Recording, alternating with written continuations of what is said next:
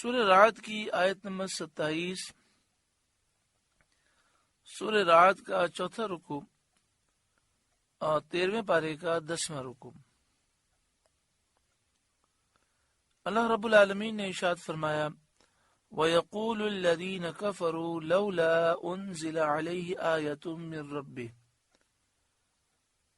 اور کافر کہتے ان پر کوئی نشانی ان کے رب کی طرف سے کیوں نہ اتری۔ آیت کریمہ میں بیان کیا گیا کہ کافر کہتے ہیں کہ یہ محبوب صلی اللہ علیہ وآلہ وسلم نبوت کا دعویٰ کرتے ہیں، لیکن ان پر ابھی تک کوئی نشانی کیوں نہ اتری۔ قل، اے محبوب آپ فرمائیے، ان اللہ یضل من یشاء، بے شک اللہ جسے چاہے گمراہ کرتا ہے، وَيَهْدِي إِلَيْهِ مَنْ أَنَابَ، اور اپنی راہ اسے دیتا ہے جو اس کی طرف رجوع لائے۔ یعنی کافروں کی حق سے دشمنی دیکھیں۔ قرآن مجید فرقان حمید کی ہر آیت نشانی ہے۔ قرآن پاک میں 6000 سے اوپر آیتیں ہیں، اور نبی اکرم صلی اللہ علیہ وآلہ وسلم کو جو معجزات دیے گئے سارے نبیوں سے زیادہ دیے گئے۔ ہزاروں معجزات پیارے آقا صلی اللہ علیہ وآلہ وسلم نے دکھائے۔ خود آپ کی ذات معجزہ ہے۔ آنکھ مبارک معجزہ، کان مبارک معجزہ، زبان مبارک معجزہ، لعاب دہن مبارک معجزہ، آپ کا پسینہ مبارک معجزہ۔ اتنے معجزات اور اتنی نشانیاں دیکھنے کے بعد بھی یہ کہتے ہیں کہ کوئی نشانی کیوں نہ اتری، کوئی معجزہ کیوں نہیں آیا۔ تو اللہ تعالیٰ جسے چاہے گمراہ کرتا ہے، تو جو گمراہ ہوتا ہے معجزات کثیرہ دیکھنے کے باوجود بھی گمراہ رہتا ہے۔ جن کے نصیب برے ہیں، جن کے دل مردہ ہیں۔ اور ہدایت کسی نصیب ہوتی ہے من اناب، جو اللہ تعالیٰ کی طرف رجوع لائے۔ اللہ کی طرف رجوع لانے والے کون ہیں؟ الذین آمنوا، وہ لوگ جو ایمان لائے۔ وتطمئن قلوبہم بذکر اللہ، اور ان کے دل اللہ کی یاد سے چین پاتے ہیں۔ الا بذکر اللہ تطمئن القلوب، سن لو اللہ کی یاد ہی میں دلوں کا چین ہے۔ یعنی اللہ تعالیٰ کی رحمت اور فضل اور اللہ تعالیٰ کے احسان اور کرم کو یاد کر کے بے قرار دلوں کو قرار اور اطمینان حاصل ہوتا ہے۔ اگرچہ اللہ تعالیٰ کے عدل کی یاد اور اس کے عذاب کی یاد دلوں کو خائف کر دیتی ہے، جیسا کہ دوسری آیت میں فرمایا انما المؤمنون الذین اذا ذکر اللہ وجلت قلوبہم، مومن تو وہی ہیں کہ جب ان کے سامنے اللہ کا ذکر کیا جائے ان کے دل کانپ جاتے ہیں۔ حضرت عبداللہ بن عباس رضی اللہ تعالی عنہما نے اس آیت کی تفسیر میں فرمایا مسلمان جب اللہ کا نام لے کر قسم کھاتا ہے، دوسرے مسلمان اس کا اعتبار کر لیتے ہیں اور ان کے دلوں کو اطمینان ہو جاتا ہے۔ الا بذکر اللہ تطمئن القلوب، سن لو اللہ کی یاد ہی میں دلوں کا چین ہے۔ ہر چیز کی اپنی طلب ہوتی ہے۔ پیاس لگی ہو تو پانی چاہیے، بھوک لگی ہو تو کھانا چاہیے۔ تو روح کی جو غذا ہے وہ اللہ کا ذکر ہے، عبادت ہے، فرمانبرداری ہے، اسی میں روح چین پاتی ہے۔ مادیت سے روح کو چین حاصل نہیں ہوتا۔ ہمارا حال یہ ہے کہ ہم مادیت سے اپنی روح کو، اپنے دل کو مطمئن کرنے کی کوشش کرتے ہیں، لہذا بے چینی ہی بے چینی ہے۔ آئیے ہم اللہ تعالیٰ کی بارگاہ میں سچی پکی توبہ کریں، اللہ تعالیٰ کی فرمانبرداری کریں، اپنے آپ کو گناہوں سے دور کریں۔ انشاءاللہ ہمارے دل چین پائیں گے، ہماری روح کو چین نصیب ہوگا۔ الا بذکر اللہ تطمئن القلوب، یہ جو آیت کا حصہ ہے یہ سورہ رعد کی آیت نمبر 28 ہے، اور ابھی آپ نے سنا یہ سورہ رعد کا 4واں رکوع ہے اور 13ویں پارے کا 10واں رکوع ہے. اس آیت کو یاد کر لیں. الا بذکر اللہ تطمئن القلوب، یہ کئی بیماریوں کا علاج بھی ہے. صدر الشریعہ بدر الطریقہ حضرت علامہ مولانا مفتی امجد علی خان علیہ رحمہ، جنہوں نے بحر شریعت کتاب لکھی ہے، اعلیٰ حضرت امام اہل سنت کے خلیفہ ہیں. آپ کے صاحبزادے شہزادے ہیں جن کا نام ہے محدث کبیر حضرت علامہ مولانا ضیاء المصطفیٰ اعظمی. آپ انڈیا میں ہوتے ہیں. آپ فرماتے ہیں کہ جوانی کے عالم میں مجھے دل کی تکلیف ہو گئی اور ڈاکٹر نے یہ کہا کہ اب تمہارا زندہ بچنا بہت مشکل ہے. میں بہت پریشان ہو گیا تو میں اپنے استاد محترم کی خدمت میں حاضر ہوا تاکہ ان سے دعا لے لوں کہ میرا خاتمہ بالایمان ہو. تو انہوں نے مجھے فرمایا کہ تم ہر فرض نماز کے بعد اپنا سیدھا ہاتھ دل کی جانب سینے پر رکھ لو اور 11 مرتبہ پڑھا کرو الا بذکر اللہ تطمئن القلوب، اور پھر سینے کی طرف دل کی طرف سینے پر دم کر لیا کرو. آپ کہتے ہیں میں نے یہ شروع کیا، ہر فرض نماز کے بعد اپنا سیدھا ہاتھ سینے پر دل کی جانب رکھ کر 11 مرتبہ پڑھتا الا بذکر اللہ تطمئن القلوب، اور پھر سینے پر دل کی جانب دم کر لیتا. آپ کہتے ہیں 3 دن گزرے تو مجھے ایسا محسوس ہوا کہ میں نے ایک نئی زندگی پائی ہے. آپ نے یہ واقعہ جب بیان کیا تو آپ نے فرمایا اب اس بات کو 35 سال ہو گئے ہیں، نہ مجھے کبھی دل میں درد ہوا، نہ گھبراہٹ ہوئی، نہ کوئی ایسی بیماری ہوئی. تو یہ بہت پیارا وظیفہ ہے. تو جہاں ہم یہ وظیفہ کریں وہاں جب اس آیت کریمہ کی تکرار کریں تو اس کے مفہوم کو بھی ذہن میں رکھیں کہ پکنک پر جانے سے، عیاشیاں کرنے سے، اچھے اچھے کھانے کھانے سے دلوں کو اطمینان نہیں ملتا. دلوں کا چین تو اللہ کا ذکر ہے. جو بندہ نماز قضا کر دے، جھوٹ بولے، فراڈ کرے، غیبتیں کرے، بدنگاہی کرے، مسلمانوں کے حقوق پامال کرے، ناجائز طریقے سے مال پر قبضہ کر لے، کسی کا مال کھا جائے، سود اور رشوت میں مبتلا ہو، وہ دل کا چین کیسے پا سکتا ہے؟ آگے ارشاد فرمایا الذین آمنوا وعملوا الصالحات، وہ جو ایمان لائے اور اچھے کام کیے. طوبی لہم، ان کو خوشی ہے، ان کے لیے بشارت ہے. وحسن مآب، اور اچھا انجام، یعنی ان کا انجام بہت اچھا ہے. طوبی کے معنی ہے بشارت ہے، راحت کی بشارت ہے، آرام کی بشارت ہے، نعمت اور خوشحالی کی بشارت ہے. حضرت سعید بن جبیر رضی اللہ تعالی عنہ نے فرمایا طوبی حبشی زبان میں جنت کا نام ہے. حضرت ابو ہریرہ رضی اللہ تعالی عنہ اور دیگر صحابہ کرام سے مروی ہے کہ طوبی جنت کے ایک درخت کا نام ہے جس کا سایہ ہر جنت میں پہنچے گا. یہ درخت جنت عدن میں ہے اور اس کی اصل جڑ، اس کا اصل تنا سید عالم صلی اللہ علیہ وآلہ وسلم کے ایوان مولا میں، یعنی سرکار کے محل میں اس کی اصل ہے، اور اس کی شاخیں پوری جنت میں ہیں. جنت کی ہر محل میں، ہر کمرے میں اس کی شاخ ہے.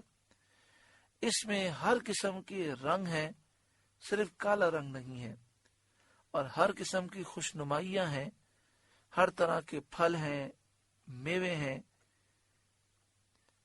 اور اس کی جڑ سے کافور اور سلسبیل کی نہریں رواں دواں ہیں. طوبی لہم، جنتیوں کے لیے طوبی ہے، وہ حسن مآب، اور اچھا انجام ہے. کذالک ارسلناک فی امۃ، اسی طرح ہم نے آپ کو اس امت میں بھیجا. قد خلت من قبلها امم، جس سے پہلے امتیں ہو گزری، یعنی اے محبوب آپ کی امت سب سے آخری امت ہے اور آپ خاتم الانبیاء ہیں، آپ آخری نبی ہیں۔ آپ کو بڑے شان و شوکت سے رسالت عطا فرمائی گئی۔ لِتَتْلُوَ عَلَيْهِمُ الَّذِي أَوْحَيْنَا إِلَيْكَ، تاکہ آپ انہیں پڑھ کر سنائیں جو ہم نے آپ کی طرف وحی کی۔ وَهُمْ يَكْفُرُونَ بِالرَّحْمَنِ، اور وہ رحمان کے منکر ہو رہے ہیں۔ حضرت قتادہ رضی اللہ تعالیٰ عنہ اور حضرت مقاتل رضی اللہ تعالیٰ عنہ کا قول ہے کہ یہ آیت صلح حدیبیہ میں نازل ہوئی، جس کا مختصر واقعہ یہ ہے کہ سہیل بن عمرو صلح حدیبیہ کے لیے آیا اور صلح نامہ لکھنے پر اتفاق ہو گیا تو سید عالم صلی اللہ علیہ وآلہ وسلم نے حضرت علی مرتضی رضی اللہ تعالیٰ عنہ سے فرمایا، لکھو بسم اللہ الرحمن الرحیم۔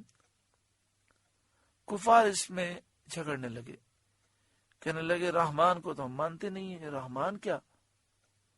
انہوں نے کہا کہ آپ ہمارے دستور کے مطابق لکھیے بسمک اللہم، کیونکہ ہم اللہ کا نام اس طرح لکھتے ہیں بسمک اللہم۔ اس کے متعلق آیت میں ارشاد ہوتا ہے کہ وہ رحمان کے منکر ہو رہے ہیں، وَهُمْ يَكْفُرُونَ بِالرَّحْمَنِ، اور وہ رحمان کے منکر ہو رہے ہیں۔ قل، اے محبوب آپ فرمائیے، ہوا ربی، وہ میرا رب ہے، لا الہ الا ہو، اس کے سوا کوئی معبود نہیں، اس کے سوا کسی کی بندگی نہیں، علیہ توکلت، میں نے اسی پر بھروسہ کیا، وَإِلَيْهِ مَتَاب، اور اسی کی طرف میری رجوع ہے، وَلَوْ أَنَّ قُرْآنًا سُيِّرَتْ بِهِ الْجِبَالُ، اور اگر کوئی ایسا قرآن آتا جس سے پہاڑ ٹل جاتے، او قطعت به الارض، یا زمین پھٹ جاتی، او کلم به الموتى، یا مردے باتیں کرتے، جب بھی یہ کافر نہ مانتے۔ شان نزول یہ ہے کہ کفار قریش نے سید عالم صلی اللہ علیہ وآلہ وسلم سے کہا تھا کہ اگر آپ یہ چاہیں کہ ہم آپ کی نبوت مانیں اور آپ کا اتباع کریں تو آپ قرآن شریف پڑھ کر اس کی تاثیر سے مکہ مکرمہ کے پہاڑ ہٹا دیجئے، تاکہ ہمیں کھیتیاں کرنے کے لیے، کھیت بنانے کے لیے وسیع میدان مل جائیں، اور زمین پھاڑ کر چشمے جاری کیجئے تاکہ ہم کھیتوں اور باغوں کو ان سے سیراب کریں، اور ہمارے مرے ہوئے باپ داداؤں کو زندہ کیجئے، وہ ہم سے کہہ جائیں کہ آپ اللہ کے نبی ہیں اور سچے ہیں۔ اس کے جواب میں یہ آیت نازل ہوئی اور بتا دیا گیا کہ یہ ہیلے حوالے کرنے والے کسی حال میں بھی ایمان لانے والے نہیں۔ بل للہ الامر جمیعا، بلکہ سب کام اللہ ہی کے اختیار میں ہیں۔ تو ایمان وہی لائے گا جس کو اللہ چاہے اور توفیق دے، اس کے سوا اور کوئی ایمان لانے والا نہیں، اگرچہ انہیں وہی نشان دکھا دیے جائیں جو وہ طلب کریں۔ افلم ییأس الذین آمنوا ان لو یشاء اللہ لہدی الناس جمیعا، تو کیا مسلمان اس سے نا امید نہ ہوئے کہ اللہ چاہتا تو سب آدمیوں کو ہدایت کر دیتا۔ ان کفار کے ایمان لانے سے خواہ انہیں کتنی ہی نشانیاں دکھلا دی جائیں، اور کیا مسلمانوں کو اس کا یقینی علم نہیں؟ یعنی کیا مسلمان اب بھی یہ امید رکھتے ہیں کہ اتنی نشانیاں دیکھنے کے بعد بھی کافر ایمان نہیں لائے، تو اب جو یہ مانگ رہے ہیں یہ دکھا دیا جائے گا تو کیا یہ ایمان لے آئیں گے؟ کہ اب بھی مسلمان ان سے نا امید نہ ہوئے کہ یہ ہرگز ایمان لانے والے نہیں؟ کیونکہ نشانی دکھانا اسے فائدہ دیتا ہے جسے سمجھ نہ آئی ہو۔ یہ تو سمجھ چکے ہیں کہ یہ اللہ کے سچے نبی ہیں۔ اور فرمایا گیا کہ اللہ چاہتا تو سب لوگوں کو ہدایت کر دیتا۔ تو مفسرین نے فرمایا مراد یہ کہ بغیر کسی نشانی کے، لیکن وہ جو چاہتا ہے کرتا ہے، اور وہی حکمت ہے۔ یہ جواب ہے ان مسلمانوں کا جنہوں نے کفار کے نئی نئی نشانیاں طلب کرنے پر یہ چاہا تھا کہ جو کافر بھی کوئی نشانی طلب کرے وہی اس کو دکھا دی جائے۔ اس میں انہیں بتا دیا گیا کہ جب زبردست نشان آ چکے اور شکوک اور اوہام کی تمام راہیں بند کر دی گئیں، دین کی حقانیت روز روشن سے زیادہ واضح ہو چکی، تو ان واضح دلیلوں اور برہانوں کے باوجود جو لوگ مکر گئے اور حق کے معترف نہ ہوئے، جو ایمان نہ لائے، ظاہر ہو گیا کہ وہ دشمن ہیں، وہ ضدی ہیں، اور ضدی اور دشمن کسی دلیل سے بھی مانا نہیں کرتا۔ تو مسلمانوں کو اب ان سے قبول حق کی کیا امید؟ کیا اب تک ان کا عناد دیکھ کر اور روشن واضح نشانیوں سے منہ پھیرنا دیکھ کر بھی کیا مسلمانوں کو اب قبول حق کی امید ہے؟ کیا ان لوگوں سے قبول حق کی امید رکھی جا سکتی ہے؟ البتہ اب ان کے ایمان لانے اور مان جانے کی یہی صورت ہے کہ اللہ تعالیٰ انہیں مجبور کرے اور ان کا اختیار سلب فرمائے۔ اس طرح کی ہدایت چاہتا تو تمام لوگوں کو ہدایت فرما دیتا، کوئی کافر نہ رہتا، مگر یہ دارالابتلاء ہے، یہ دارالامتحان ہے، یہ دارالعمل ہے۔ تو اللہ تعالیٰ نے اسے دارالامتحان بنایا، دارالعمل بنایا، تو یہاں حکمت یہ ہے کہ ہر ایک کو اختیار دیا کہ وہ سیدھا راستہ اختیار کرے یا جہنم کا راستہ اختیار کرے۔ اگر ان کے اختیارات سلب کر لیے جائیں اور کوئی کفر کی طرف جا ہی نہ سکے تو سارے لوگ مومن ہو جائیں گے۔ مگر اللہ تعالیٰ کی مشیت یہ ہے کہ اس نے دنیا کو دارالامتحان بنایا، دارالعمل بنایا، ایک مدت تک مہلت دی، اختیارات دیے۔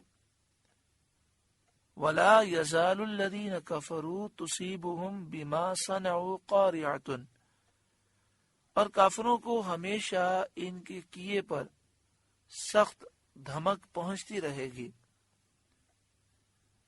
او تحل قریبا من دارہم، یا ان کے گھروں کے نزدیک اترے گی، حتی یأتی وعد اللہ، یہاں تک کہ اللہ کا وعدہ آئے۔ یعنی یہ کافر جو جھٹلا رہے ہیں اور عناد اختیار کیے ہوئے ہیں، تو اس وجہ سے طرح طرح کے حادثات، مصیبتیں، آفتیں، بلائیں آئیں گی اور یہ اس میں مبتلا رہیں گے۔